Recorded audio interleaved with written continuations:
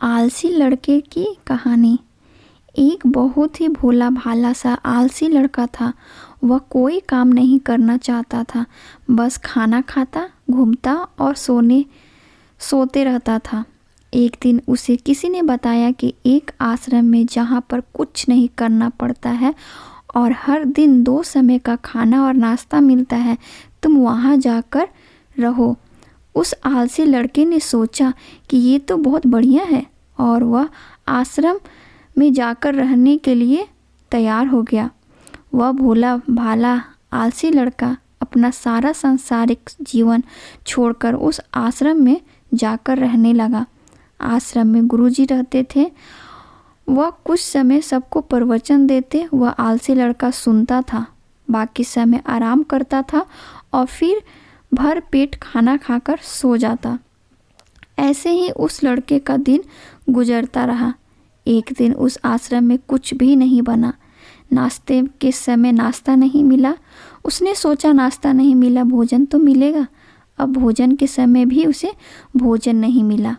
लड़का दौड़ करके गुरुजी के पास पहुंचा और उनसे पूछा, आज भोजन क्यों नहीं बना? गुरुजी ने कहा कि बेटा, आज एकादशी है और जितने भी आश्रम के सदस्य हैं उनका उपवास है और तुम्हारा भी आज उपवास है। आज भोजन नहीं बनेगा।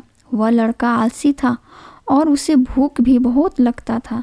उसने गुरुजी से बोला कि मैं उपवास नहीं रहूँगा, मुझे भूख लगी है, मैं खाना खाऊंगा।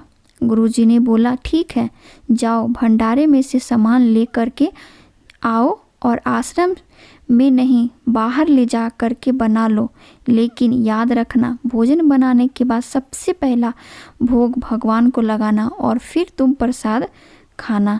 वह लड़का बोला, ठीक है, और फिर अनाज लेकर नदी की ओर पहुंचा। भोजन पकाने लगा, तैयार हुआ। उसके बाद कहने लगा, भगवान श्री राम आइए, पधारिए, भोग लगाइए। अब जब उसे लगा कि भगवान तो आ नहीं रहे, तो फिर कहने लगा कि मालूम है आपको तो अच्छा खाने की आदत होगा, मैं नहीं बना पाया अच्छा भोजन, मुझे बनाने की आदत भी नहीं है, लेकिन जो भी रूखा सूखा है आकर खा लीजिए। भगवान श्री राम उनकी सरलता से बहुत प्रसन्न हुए और उस लड़के को दर्शन दे दिए। उसने देखा कि भगवान श्री राम आए हुए हैं और उनके साथ माता सीता भी आई हुई हैं, लेकिन लड़के ने सिर्फ 2 लोगों के लिए भोजन बनाया था, एक अपने लिए और दूसरा भगवान के लिए।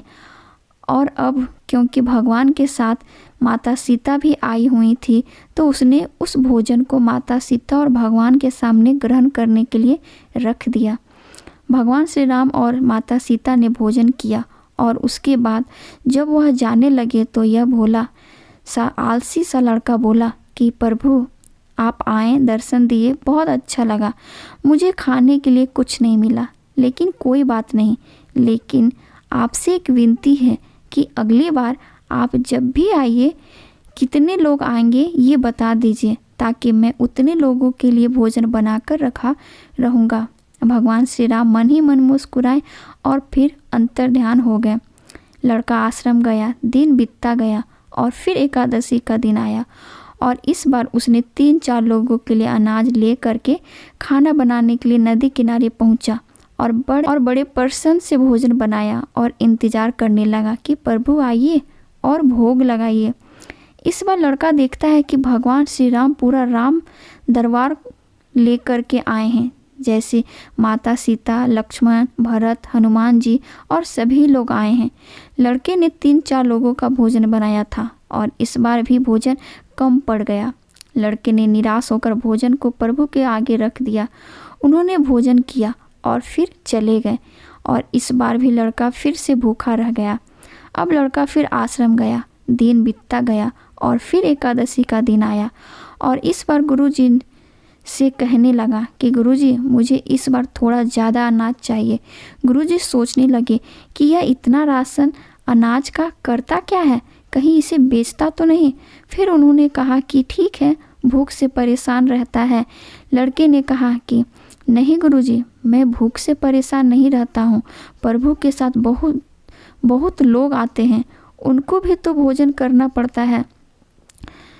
गुरुजी को लगा कि लड़का पागल हो गया, लेकिन गुरुजी ने सोचा कि चलो एक बार चलकर देखते हैं कि लड़का इस अनाज का करता क्या है। का अनाज ले करके नदी के किनारे पहुंचा और इस बार भोजन बनाया नहीं।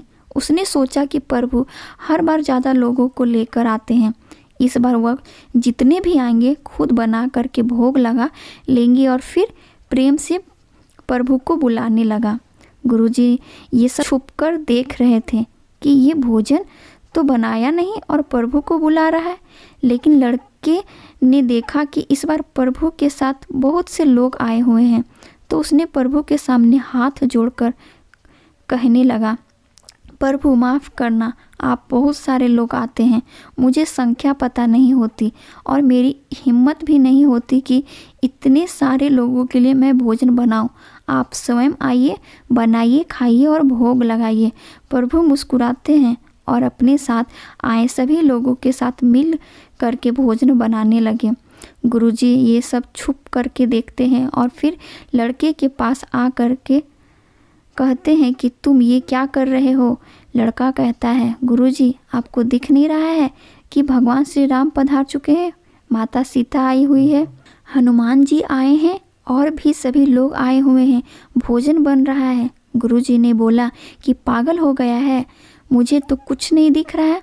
लड़का गुस्सा हो गया और बोला, प्रभु आप ये क्या कर रहे हो, एक तो मुझे भूखा रखा है और गुरुजी को दर्शन नहीं दे रहे हैं, वो मुझे पागल समझ रहे हैं, कृपा करके गुरुजी को दिख जाओ।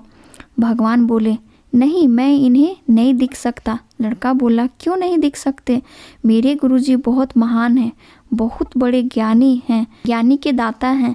भगवान बोले, हाँ ज्ञानी और ज्ञाता होंगे, लेकिन तुम्हारी तरह सरल नहीं है, जो सरलता तुम में है वो तुम्हारे गुरुजी में नहीं। लड़के ने ये बात गुरुजी को कह दी कि भगवान श्री राम कह रहे हैं कि आप में सरलता नहीं है, आप मेरी तरह सरल नहीं हैं, इसलिए आपको नहीं दिख सकते। गुरुजी की आंखें नम हो गई और रोने लगे कि और बोले, बिल्कुल सही कहा, मेरे अंदर तुम्हारी जितना सरलता नहीं है, और फिर माफ़ी मांगने लगे।